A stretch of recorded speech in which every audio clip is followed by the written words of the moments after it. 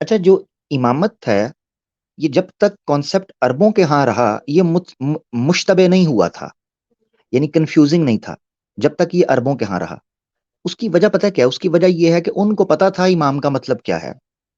جیسے یہ تصور نان عربس کی طرف گیا ہے، یعنی ایون پرشیا کی طرف آیا ہے، عراق کی طرف آیا ہے، ٹھیک ہے، ایران کی طرف آیا ہے، ہندوستان کی طرف آیا ہے، تب سے یہ امامت جو ہے نا یہ ایک بڑا گنجلک سا، ایک پیچیدہ سا ایک عقیدہ بن کے رہ گیا ہے انفارچونیٹلی.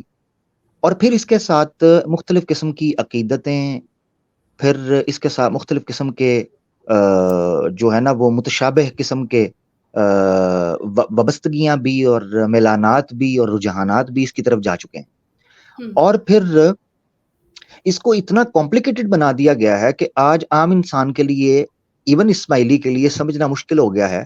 اور یہی وجہ ہے کہ اس آج تک حقیقت میں پتہ چل نہیں سکا کہ امام کے اختیارات کیا ہیں اور اس کی حدود کیا ہیں، اس کی باؤنڈریز کیا ہیں، اس کی اسپیسیفکیشنز کیا ہیں. کیونکہ جیسے جیسے دور گزرتا جاتا ہے امام اپ ڈیٹ ہوتا جاتا ہے، اس کے فیچرز بڑھتے چلے جاتے ہیں. سٹارٹ میں تو ہم یہ سنا کرتے تھے، جب ہم تاریخ اسلامی کی طرف دیکھتے ہیں، کہ امام جو ہے وہ شریعت کا پابند بھی ہوتا ہے، اللہ کی ذات کا پابند بھی ہوتا ہے، اور رسول کا پابند بھی ہوتا ہے. ٹھیک ہے، اگر آپ غیر نبی کو امام کے کانسیپٹ میں رکھیں تو وہ اللہ اور اس کے رسول کی اطاعت کا پابند ہوتا ہے، ان کی دی ہوئی شریعت کا پابند ہوتا ہے. مگر جیسے جیسے دور گزرتا جا رہا ہے امام کے اختیارات بڑھتے جا رہے ہیں اور اللہ کے رسول کے اختیارات کم ہوتے جا رہے ہیں.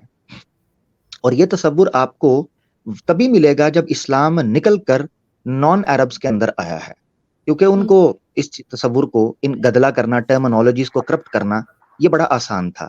آج بھی آپ دیکھیں کہ وہ مسلمان جو نان عربز ہیں ان کے تصورات کو گدلا کرنا، کرپٹ کرنا زیادہ، وہاں گمراہی پھیلانا زیادہ آسان ہے. ٹھیک ہے، تو یہ چیز بھی سمجھنی چاہیے. اقبال بھی فرما گئے تھے ایسے ہی حالات کے لیے کہ ضمن بر صوفی و ملا سلامے کہ پیغام خدا گفتند مارا ولے تعویل شاں در حیرت انداخت خدا و جبرائیل و مصطفیٰ. دین اسلام کی جب ہندوستان میں اور ایران میں اور فارس میں جب اسلام کی تعلیمات پہنچی ہیں تو یہاں کے رہنے والوں نے اس کی من مانی تعویل اور تعبیر اور تفسیر کی. یقین جانے کہ وہ لوگ بھی حیران ہو گئے جو دین اسلام کے لانے والے تھے، وہ خود حیران ہو گئے اور انہوں نے کہنا شروع کر دیا کہ بھائی یار یہ چیز تو ہمیں بھی نہیں پتا تھی جو آپ بتانا شروع کر دی ہو. اب مثال کے طور پر ایک بڑا بلنڈر جو انفارچونیٹلی کیا گیا وہ یہ کیا گیا کہ امامت پر ایمان لانا بھی یا امامت کو بھی ایمان کے ارکان میں شامل کر دیا گیا اسماعیلیوں کی طرف سے. ان کے جو کلاسیکل لٹریچر ہے اس کے اندر بھی آپ کو ایسی مثالیں مل جائیں گی کہ امامت کے عقیدے کو قریب قریب کم و بیش نبوت کے عقیدے کی طرح بنا دیا گیا. اب سوال یہاں یہ اٹھتا تھا کہ کیا اللہ کی ذات یا اللہ کے رسول کے زمانے میں کیا امامت اور امام یہ ورڈ مستعمل نہیں تھا؟ کیا ان کے لیے کوئی رکاوٹ تھی، کوئی چیز مانے تھی، کوئی چیز آبسٹیکل تھی، ہرڈل تھی، کوئی بیچ میں کوئی شیلڈ تھی جس وجہ سے وہ یہ بات نہیں کر پا رہے تھے کہ ہم جس طریقے پر اللہ کے رسولوں پر، ملائکہ پر، آخرت پر، کتابوں پر، انبیاء پر ایمان لانے کا کہہ رہے ہیں وہیں ہم امام کو بھی ایڈ کر دیں؟ یعنی میں ٹھنڈے دماغ سے جب بیٹھ کر سوچتا ہوں نا تو میں کہتا ہوں کہ مثلا مشکل کیا تھی کہ یہاں پر امام بھی ڈال دیا جاتا. مجھے کوئی رکاوٹ نظر نہیں آتی کہ یہاں امام لکھ دیا جاتا ایمان کی جگہ پر. کیا مسئلہ تھا؟ 2+2=4 ہوتا.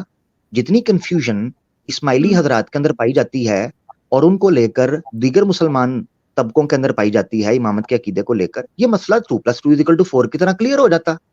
کیونکہ اللہ پر ایمان، وحدانیت، قرآن، انبیاء، رسول، ملائکہ، یوم آخرہ یہ کرسٹل کلیئر ہے. جا بجا آپ کو اس کی چھاپ ملتی ہے اور قطعی ملتی ہے، یعنی کرسٹل کلیئر اور ایبسولوٹ آپ کو لنک ملتا ہے کہ ان پر ایمان. مگر امامت کے تصور پر ایمان لانے کا اتنی قطعیت کے ساتھ کیوں نہیں کہا گیا؟ مانے کیا تھا؟ مسئلہ کیا تھا؟ ایشو کیا تھا؟ یہ تھی بنیادی ایک سوال، اصول جن جوڑنے کے لیے ہمارے اسماعیلی بھائیوں کو کہ خود سوچیں ٹھنڈے دماغ سے کہ یہ سیدھی سیدھی بات بھی تو ہو سکتی تھی نا. یہ اتنا گھما پھرا کے کھینچنا ادھر سے ادھر سے، تعویلیں باطنی ظاہری اوپر تلے، یہ کرنے کی ضرورت نہیں پڑتی، کرسٹل کلیئر چیز ہوتی. اس کی وجہ آپ کو ایک بتا دیتا ہوں.